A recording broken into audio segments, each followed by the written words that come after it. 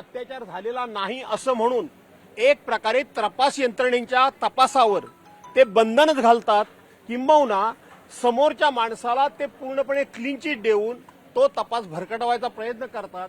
त्यामुळे सभागृहामध्ये हे विषय काढणार, परंतु काढून त्यातून फार काय हाताला लागेल असं नाही. संतोष देशमुख हत्या प्रकरणाला 1 वर्ष झालं, आणखी काही निर्घृण फोटो जे आहेत ते समोर आले. संतोष देशमुख हत्या प्रकरणाच्या संदर्भानं अजून म्हणावी तशी कारवाई झाली नाही. असं आहे की संतोष देशमुखांची हत्या ज्या निर्घृणपणे, ज्या निर्दयपणे झाली, त्याच वेळेला आम्ही सांगितलं होतं की हा सगळा तपासाचा फार्स केला जाईल, कारण सत्ताधारी पक्षाच्याच एका नेत्याच्या भोवती त्यावेळेला आरोपाची राळ उठली होती.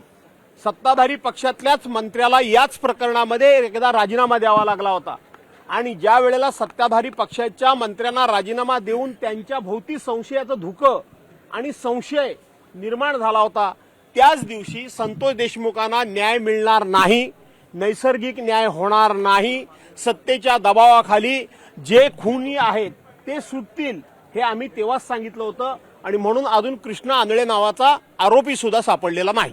विजय वडेट्टीवार यांना विरोधी पक्षनेतेपद दिलं जाईल अशी चर्चा सुरू झालेली आहे. तुमचा पाठिंबा असेल का त्याला? काय नाही, तुम्ही देणार आहात का?